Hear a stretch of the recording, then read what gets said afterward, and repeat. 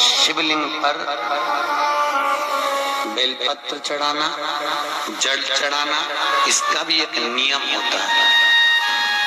शंकर जी पे शिवलिंग पर जल कहाँ चढ़ाया जाता है? सबसे पहला जल अगर शंकर जी को चढ़ाने जा रहे हो तो शंकर जी के जो चरण है, जहाँ से पानी नीचे गिरता है, उसके सीधे वाले भाग पर, अपने हाथ का सीधा भाग, वहां जल चढ़ाओ। फिर जहाँ लेफ्ट भाग है वहां जल चढ़ाओ। जहाँ शंकर भगवान का शिवलिंग रखा हुआ है, तीसरे नंबर का जल वहां चढ़ाना चाहिए। चौथे नंबर का जल भगवान शंकर के शिवलिंग पर चढ़ाना चाहिए।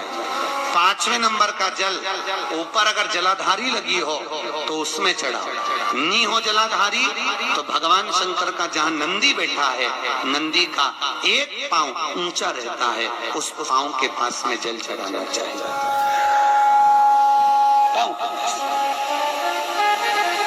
जल जल जल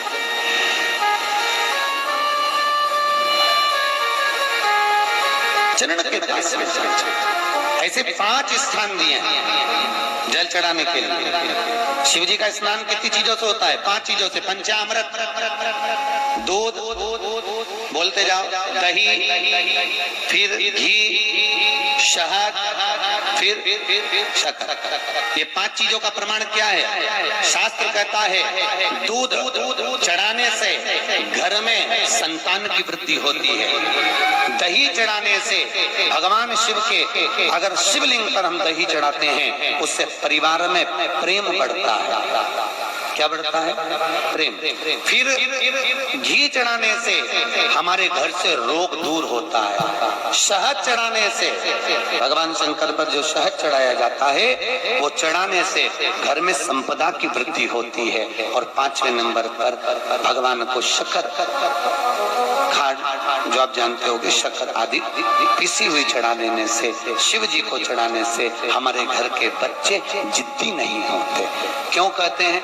जो बच्चा जिद्दपन करता हो, जो बच्चा जिद्दी रहता हो, तो क्यों कहते हैं कि अवधूतेश्वर महादेव का नाम लो और उसके हाथ में शक्कर की कटोरी देकर शंकर जी पे चढ़वा दो, बच्चा कभी जिद्दपन नहीं करता। अवधूतेश्वर महादेव का नाम लेकर सोमवार की अष्टमी के दिन चढ़ाया जाता है। सोमवार की अष्टमी अवधूतेश्वर का नाम लेकर। क्यों कहते हैं? जो बच्चा बार बार बीमार पड़ रहा हो, बार बार सर्दी हो रही हो, बार बार बीमार पड़ रहा हो, खांसी चल रही हो, बार बार हॉस्पिटल लेकर भागना पड़ रहा हो बच्चे को, छोटा सा अगर बच्चा है, 8 साल के अंदर बच्चा है और बीमार ज्यादा पड़ रहा है, तो आटे का दिया बनाओ, 4 बत्ती रखो, उसमें तिल्ली का तेल डालो, अवधूतेश्वर महादेव का नाम लेकर बच्चे के ऊपर से 21 बार उतारो और किसी चौराहे पर ले जाकर रख दो। जिंदगी में बच्चा कभी बीमार नहीं पड़ेगा, बच्चा स्वस्थ रहे, आनंद में रहे।